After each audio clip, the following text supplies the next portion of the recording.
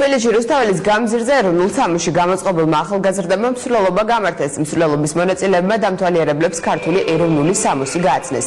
დღესვე ეროვნულ მუზეუმში ქართული იარაღ-საჭურველის გამოფენა გაიმართა.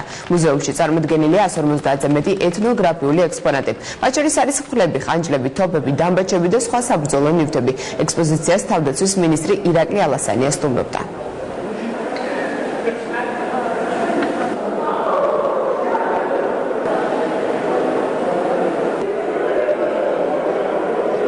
საქართველოს ყოველთვის იყო განსაკუთრებული გმირობის მაგალითებით, მაგრამ უნდა გვახსოვდეს ყველას, რომ გმირობის მაგალითებს კონკრეტული ადამიანები ჩადიოდნენ და სწორედ აი ამ აღჭურვილობის მატარებელი ხალხი უნდა უმადლოდეთ, რომ დღეს ჩვენ დამოუკიდებლობა გვაქვს, დღეს რომ სახელმწიფო გვაქვს და მე მინდა სამხედროებმაც, დღევანდელმა სამხედროებმაც გაიაზრონ, რომ ყველაფერი იცვლება, აღჭურვილობა იცვლება, დღეს ახალი თანამედროვე აღჭურვილობა აქვს ჩვენს სამხედროებს, მაგრამ რაც არ შეიცვლება და რაც ყველაზე უფრო მნიშვნელოვანი არის, ის არის მხედრული სულის დიდი თავდადება, რომელიც ქართველებს ყოველთვის გვახასიათებდა და ამით უნდა ვიამაყოთ. დარწმუნებული ვარ, რომ 10-26 მაისობა უფრო და უფრო თანდათანობით მეტად სახალხო გახდება, მეტად საინტერესო გახდება.